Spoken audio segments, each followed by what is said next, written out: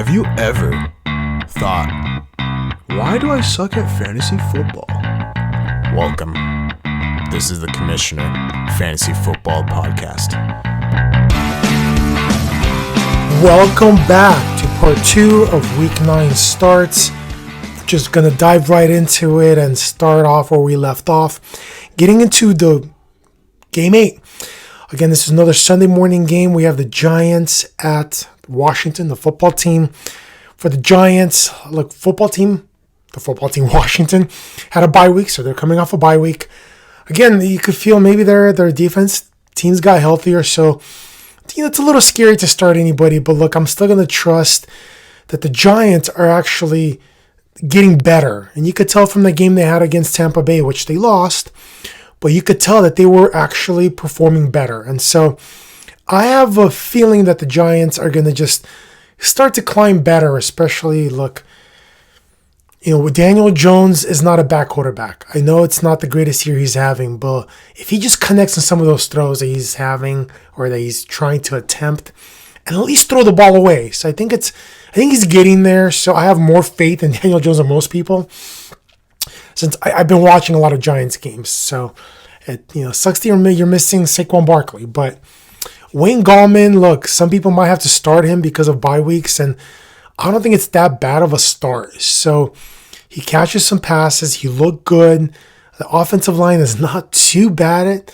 As long as you just give Jones just 1.5 more seconds. But look, Slayton, you can start as a big play guy, right? He can bust for you. Golden Tate, if you haven't heard the news, he's been complaining that he's not being used at all, which he hasn't been. So I don't know what's going to happen there. So he's nobody to trust. He should be on waivers everywhere. And then Shepard is dealing with an injury, but Shepard might be the better PPR guy. So in the full point PPR, Shepard might be the guy. But look, I picked up Slayton in a few places. I feel like I can maybe trust him for a big play. Some of the matchups I have, for example, I'm facing where I need big upside, big guys who can go off. And so Slayton I'm picking up as crossing my fingers to see, hey, this guy can do it because he's done it before. He's the big play guy. He's talented. Evan Ingram, I think you could start him, especially in PPR. He's getting a lot of usage. So they're trying to get him involved. And out of all the talent on that team, besides Saquon not being there, Evan Ingram is one amazing tight end. So they're trying to utilize him. I like that.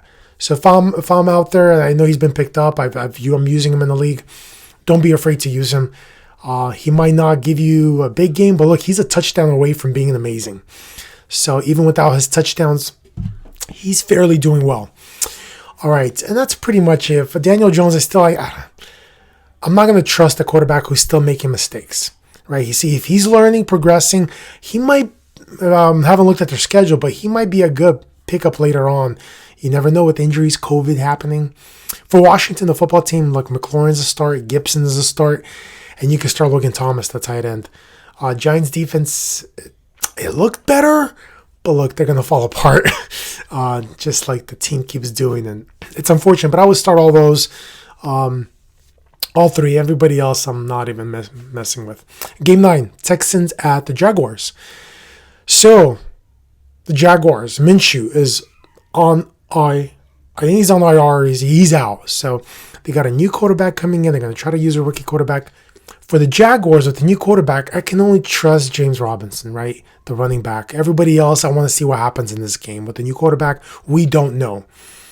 For Texans, look, Jaguars don't have a good pass defense. Their defense is not good at all. But you start Watson, you start Fuller, you could start Cook, you could start David Johnson, and also you could start the Texans defense. So that game is pretty simple. All right, game 10, Raiders at the Chargers. Woo, 2 new teams with 2 new locations and 2 new stadiums. It's cool. I like it. So now the Raiders come to play at the Chargers home. Look, Carr is a possible start. The Chargers, for some reason, do not do well against quarterbacks. I don't know what it is. They're very bipolar. The Raiders, in general, are bipolar. They beat KC, Kansas City, and they lose to the other teams.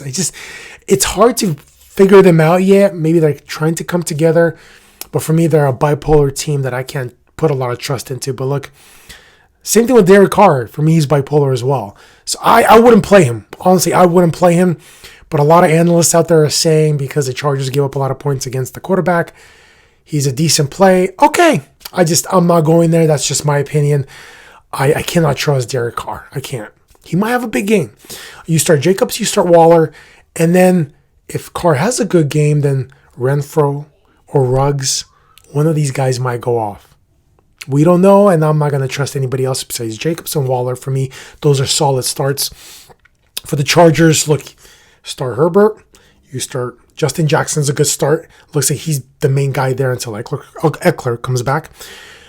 Keenan Allen, Mike Williams is another good start. I'm looking for him in those leagues that I need a bunch of upside, that big play type.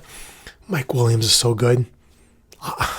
So I really good talent. And Hunter Henry, look, he's not producing. So I wouldn't trust him unless he starts to produce, starts to at least be somewhat consistent. And then the Chargers defense is not a bad start because, like I said, the Raiders are bipolar. Carr could have just a bunch of mistakes. You never know.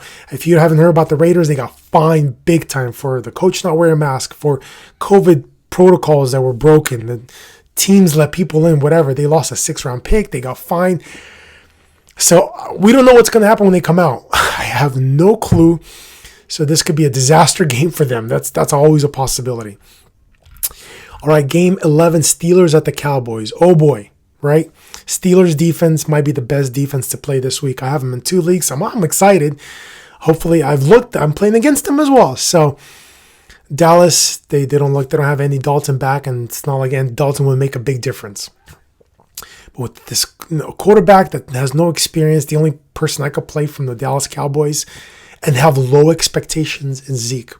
Everybody else I can't. I can't. Especially against this defense. I mean, they might give up something in the passing, Zeke, and they're good against the run. So Zeke needs to catch. For PPR, I would trust him more, but he needs to catch those passes. For the Steelers, look, Ben is not throwing a lot. So, there was one game where Deontay Johnson went off, and the next game he had 1 target. So, another bipolar atmosphere in their wide receiver core. So, for me, I'm not sure who to trust in the wide receivers. If you have Juju, you probably have to play Juju. I will play Juju on top of everybody else. But Deontay Johnson, I would love to start him against the Dallas defense, and I might because I'm limited to everything else for that upside play. Claypool can go off. James Washington can go off. Ebron can have a big game, right? So all those pass catchers, I don't know who. Connor is a great start. I love Connor this week. I think Connor's going to have his best game of the season.